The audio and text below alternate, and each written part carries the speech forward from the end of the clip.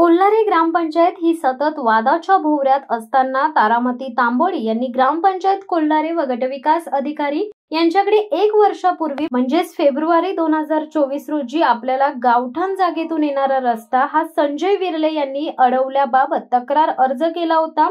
परंतु अद्याप या सरकारी जागेतून त्यांचा रस्ता खुला करून न दिल्यामुळे त्यांनी पुन्हा सरकारकडे दाद मागितली। तसेच तारामती यांनी 26 ऑगस्ट 2024 रोजी मुख्य कार्यकारी अधिकारी रायगड, जिल्हाधिकारी रायगड, तहसीलदार कर्जत यांच्याकडे लेखी निवेदनातून दाद मागितली, परंतु अद्याप त्यावर कोणतीच कार्यवाही झाली नाही।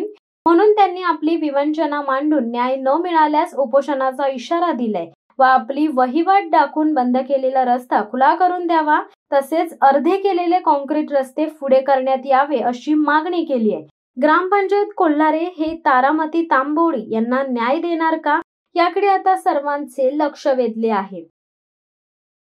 तारामती अर्चन तांबोळी, नक्की कशासाठी तुम्ही सांगितलंय की हा रस्ता बंद केला, काय आहे नक्की याबद्दल सांगा।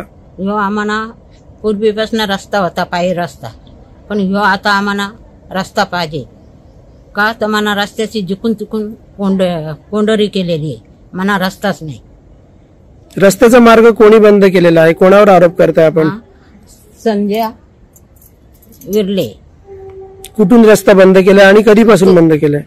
त्यांनी बंद आता ह्या 2-4 वर्षाच्या पूर्वी असं बंद केलेलं। रस्ता बंद केलेला आहे, तर या संदर्भात तुम्ही कोणाकडे पत्रव्यवहार किंवा तक्रार कोणाकडे केलेली आहे का? हो, कोणाकडे केलेली आहे? पंचायतीमध्ये गेलेली आहे मी। पंचायतीने काय निर्णय दिला तुम्हाला अद्याप? तेही मला निर्णय दिला का तुम्हाला रस्ता भेटेल म्हणून। शिवसत्ता टाइम्ससाठी संदेश साळुंके, कर्जत। दे धडक बेधडक वृत्त देणाऱ्या आपल्या शिवसत्ता टाइम्स न्यूज चॅनलला लाल बटन दाबून सबस्क्राईब करा आणि बेल आयकॉनला क्लिक करायला विसरू नका।